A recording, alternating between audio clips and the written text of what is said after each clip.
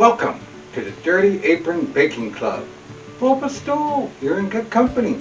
Today, it's good old-fashioned oatmeal cookies. The chewy kind. The kind that disappear right off the cooling rack. Only we're making them our way. It's less fat and less sugar, but every bit a crowd pleaser and miles better than anything you can buy in the store. So grab your dirtiest apron and let's get baking.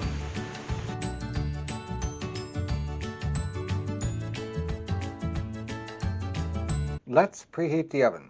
Make sure we have 2 racks that are ready to go.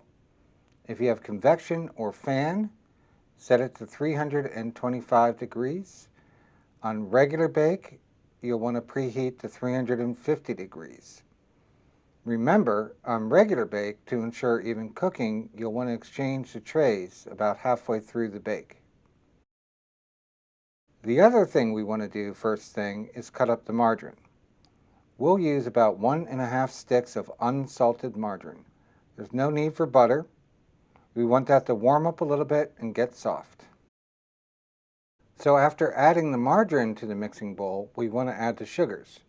We're going to use only 1/4 cup of light brown sugar and 1/4 cup of Truvia cane sugar blend.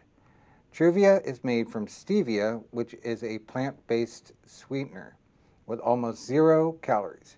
Or if you prefer to use cane sugar instead of Truvia, you'll need about 1/3 cup. Either way, it will still have significantly less sugar than store-bought.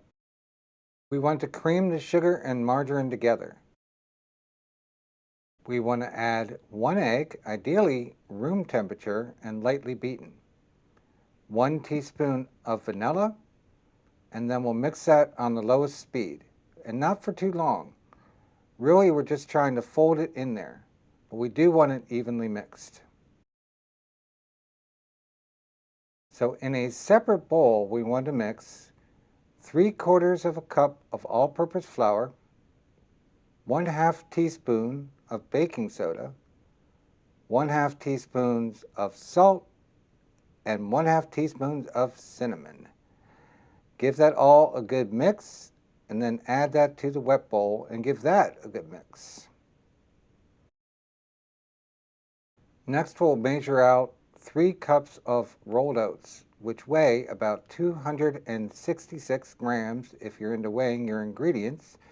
I certainly am. Rolled oats are sometimes called old-fashioned oats. You can use quick cooking oats, just not instant. Add the old oats and give the whole thing a good mix. When we're happy with that, it's time to add the fruits and nuts. I'm adding 1 cup of raisins and 1 cup of unsalted peanuts. You can also use lightly salted peanuts. The more traditional recipes call for dried cranberries and walnuts. I am just not personally a big walnut fan, but you do you. Okay, let's get out our baking sheets and start making some cookies. I'm using an ice cream scoop, which I highly recommend for this job. The cookie sheets are lined with silicone baking mats, which I also highly recommend. We are laying out our cookies in a pattern with plenty of space, about 15 cookies per sheet. We should have a bowl of water nearby. Wet hands don't stick.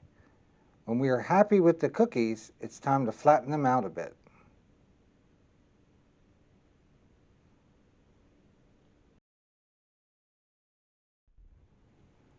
All right, into the oven we go. At 325 degrees on convection, you'll want to check them at about the 12-minute mark. On regular bake at 350, you'll want to rotate the trays at about 7 minutes and then bake for about 7 minutes more. We're looking for a dark brown edge along the bottom. Cookies are done. Time to let them cool off for a while. If your house is anything like mine, you'll be baking these again very soon.